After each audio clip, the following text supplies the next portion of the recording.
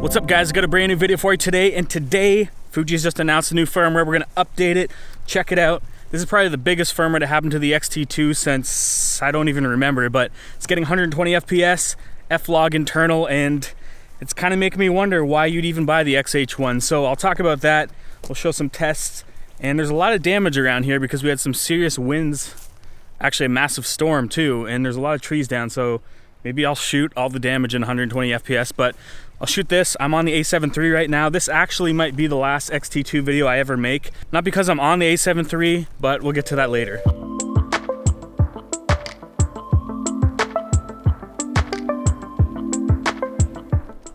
All right, well that's updating. It's almost done. Let's talk about this firmware because version 4 comes with a lot of things that the X-H1 has. And the fact that you're gonna get some of these features in the X-T2 now, after the fact, after it came out, things that made the X-H1 more desirable to buy for video is now in this camera. So 120 FPS, 1080p, and there's gonna be F-Log internal, which everyone's been asking for since the X-T2 came out. So I know this is gonna be on a lot of people's minds now. Is the X-H1 even worth buying now that the X-T2 has basically a lot of the same features? And it's way cheaper. I just checked online and it's on sale right now, $200 off, so $13.99 for this camera versus the X-H1, which is $18.99. So if you're thinking about getting an X-T2, now is probably the time to get it. It's on sale.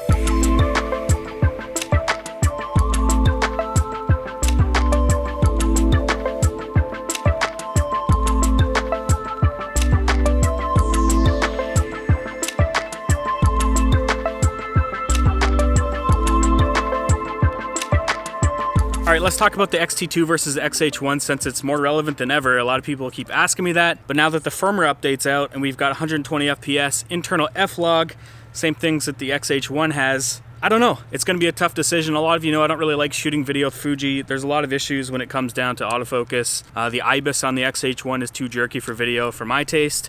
And, you know, it does have a great image. The 200 megabits per second looks awesome. The X-T2 doesn't have that. I don't know, they might add it in a firmware update, who knows. This is probably going to be the last firmware video I ever make on the X-T2. Not because I'm getting rid of it or anything, just because I think that it's, you know, it's at its limit where it's going to get right now. So that said, the X-H1 still has a lot of options that the X-T2 doesn't have for video, like autofocus sensitivity and speed. We've got our custom picture profile. You can actually adjust the highlights, the shadows and stuff like that. You can't necessarily do that on the X-T2, but now that we got F-Log on the X-T2, that kind of changes things because now we can grade it to how we want. Looking back at the image quality, the X-T2 looks identical to the X-H1 as far as F-Log and the slow motion. And yeah, it's gonna be a tough decision because the X-T2 is $13.99 now, where the X-H1 is still $18.99.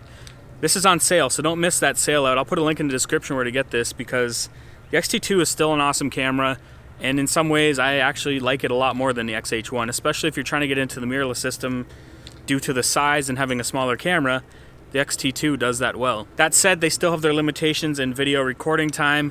You need to buy the grip if you want to extend it to 30 minutes of record time, plus to get the headphone jack. Now that's one of the drawbacks on the X-H1 is the fact that the battery life is terrible. It's worse than the X-T2, and I think it's due to the IBIS inside. It just needs to power that on all the time.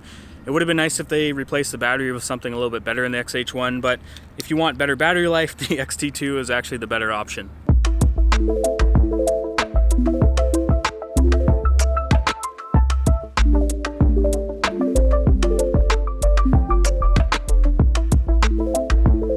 Some of the other features they added in the firmware is -1 EV and autofocus in low light, which the X-H1 also has. So they've improved that. I haven't tested that out yet, but I have tested on the X-H1 and it is a little bit better. So that probably means the X-T2 is going to be a little bit better at autofocus in low light. They also updated the autofocus algorithms to be a little bit better like the X-H1, which I never really thought the X-H1 was that much better in autofocus anyway, but it's nice they're improving the autofocus and tweaking it to make it a little bit better.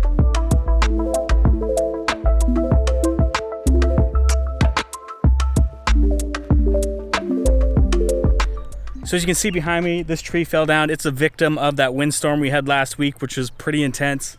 And since I've got slow motion to test, I'm gonna jump it.